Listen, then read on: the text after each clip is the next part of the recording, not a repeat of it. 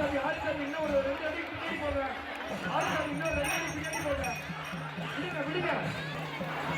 ஆரிசாமி அருளாடிக்கு வழி விடுங்க. அருளாடிக்கு வழி விடுங்கப்பா. அண்ணா அண்ணா கொஞ்சம் தள்ளுண்ணா. அண்ணா அண்ணா தள்ளுண்ணா.